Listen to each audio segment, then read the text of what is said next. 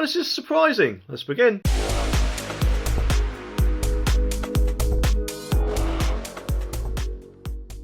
A major energy supplier with more than 1 million customers is up for sale.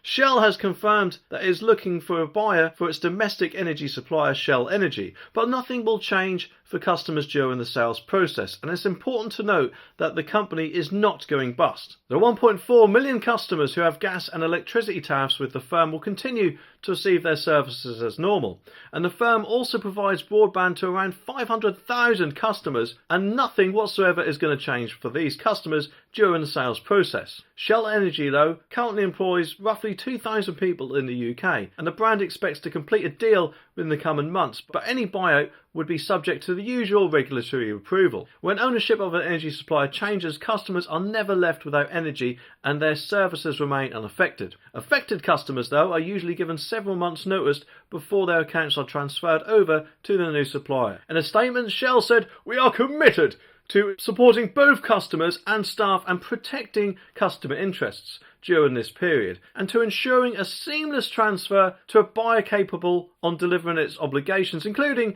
our intent to maximise employment. Shell Energy business customers will be unaffected by the sale, and the firm will continue providing energy to non-domestic customers." Well, that's nice of them, isn't it?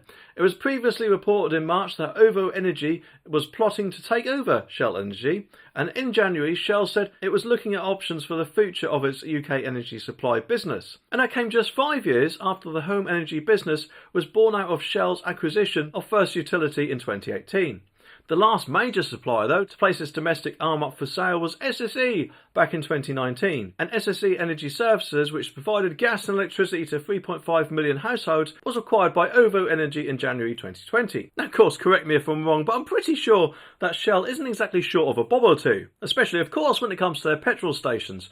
So it just makes me wonder why they want to put this business up for sale. I mean, yes, I know that energy prices have recently gone up, leading to bumper profits for, I'm sure, lots of companies out there. But yet, at the time where they're likely to fall, they then suddenly want to put their company up for sale. It just seems quite strange, doesn't it? But of course, let's not forget, it's not putting its business part up for sale, is it? So it will still get plenty of money coming in from that. And of course, presumably that also includes their EV charging points, which no doubt, as we move to 2030, a lot more people will be using them. So whilst of course they might not like the idea of providing energy to the likes of you or I, it does seem like the business part of their energy supply is just going to go from strength to strength, isn't it? And you know what? I bet the main reason for them holding on to the business one is because at some point in the future they're bound to sell off their petrol station franchises or parts of the company or whatever. Because if the 2030 deadline does not get pushed back, then I'm guessing they'll hope there'll be a smooth transition to electric charging, which they of course will not want to miss out on, will they? Just seems though that quite often, usually the public tends to get the rotten end of the stick with things, doesn't it? Because let's face it, even though they do say that people's gas and electric isn't going to get cut off, I think it might be a ball ache for quite a lot of people. Especially, of course, if they're hoping to get a fixed price tariff with them